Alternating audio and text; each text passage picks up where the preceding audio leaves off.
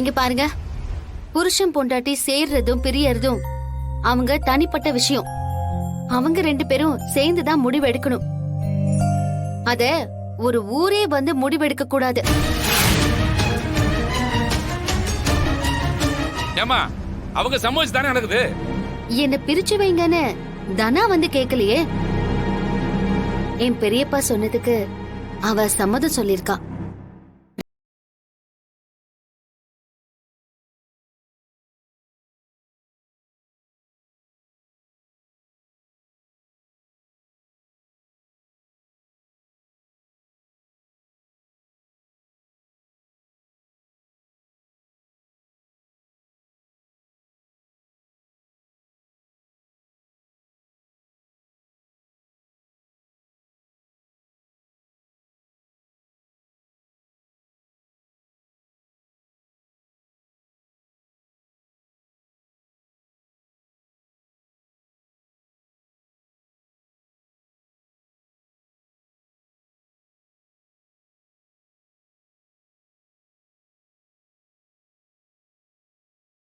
எடுக்கிறதுக்கு யார் அதிகாரம் கொடுத்தா?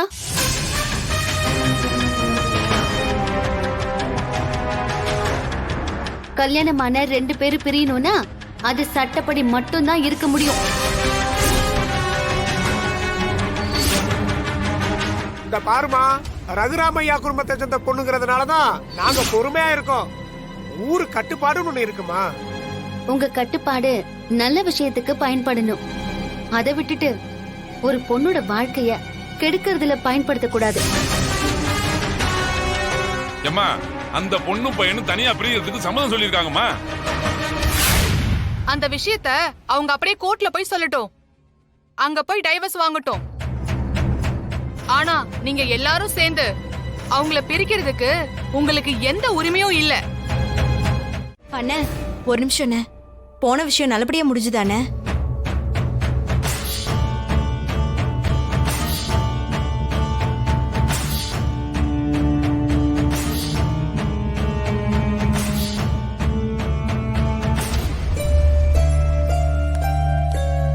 வாதனா,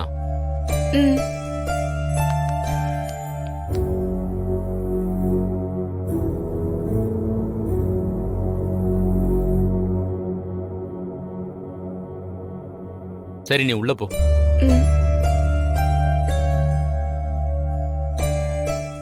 சிவா, பஞ்சாயத்துல என்ன ஆச்சு? எல்லாம் நல்லபடியா முடிஞ்சதுல்ல?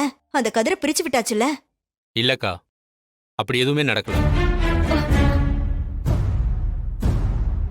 ஏண்டா, என்ன ஆச்சு? மாயா பஞ்சாயத்துக்கு வந்து கடைசி நேரத்துல எல்லாத்தையுமே கலைச்சு விட்டா. என்னடா சொல்லிட்டு இருக்க? அவங்க வந்தாளா? ம்,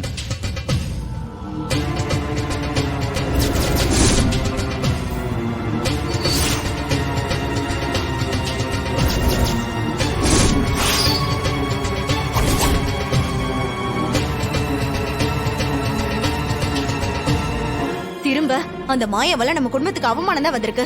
அண்ணனையும் அசிங்கப்படுத்திட்டால.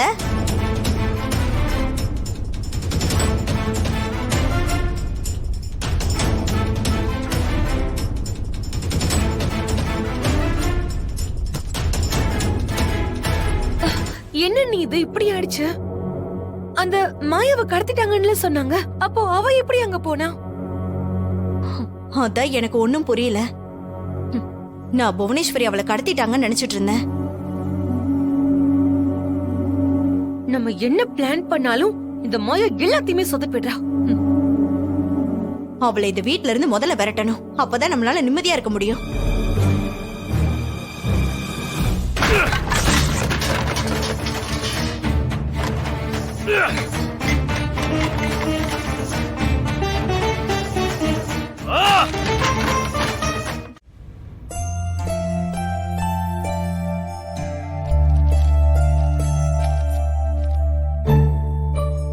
பார்வதி, அந்த மாயா மேல வீட்ல இருக்கிறவங்க எல்லாருமே கோவத்துல இருக்காங்க. இதுதான் சரியான நேரம். இந்த சந்தர்ப்பத்தை நம்ம விடவே கூடாது. என்ன சொல்றீங்க அண்ணி? இப்ப மாயாவுக்காக பேச ஜானகி அண்ணியும் இங்க இல்ல. ஐயோ அண்ணி, அதான் என் வீட்டுக்காரர் ஒருத்தர் இருக்காரே, அவரு சும்மாவே இருக்க மாட்டாரு. ஆமால, இவன் வேற மாயாவுக்காக பேசுறேன்னு நிப்பான். முதல்ல இவனை இங்க இருந்து எங்கேயாவது அனுப்பி வைக்கணும். எப்படி அனுப்புறது? ஆ, அதுக்கு ஒரு வழி இருக்கு. நீ சமையல் கட்டுக்கு போய் சாப்பாடு கட்டி எடுத்துட்டு வா போ.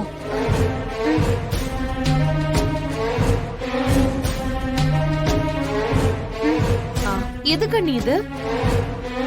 சொல்றேன் வா.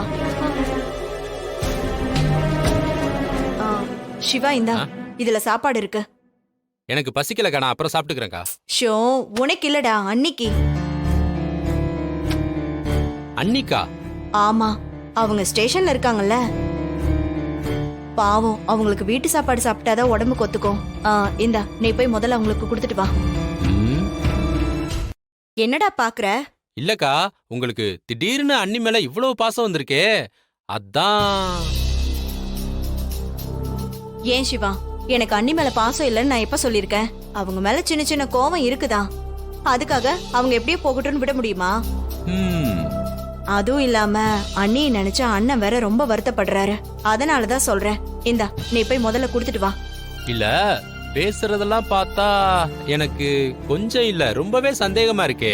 ஏங்க, நல்லது பண்ணா கூடவா உங்களுக்கு சந்தேகம் வரும்? அவங்க அங்க சாப்பிடாம இருப்பாங்கல்ல, போங்க. சரி சரி கொடுங்க. ம், இந்தா. நீங்க என்ன எண்ணத்துல பண்றீங்கன்னு எனக்கு ஒண்ணுமே புரியலையே. ஆனா கண்டிப்பா 2 பேருமே நல்லத நினைச்சு இத செய்ய போறது இல்ல. ஆனா அண்ணி பாவம் சாப்பிடாம இருப்பாங்க, அவங்களுக்காக மட்டும் நான் இதை எடுத்துட்டு போறேன். ம். ஒண்ணுமே புரியலையே.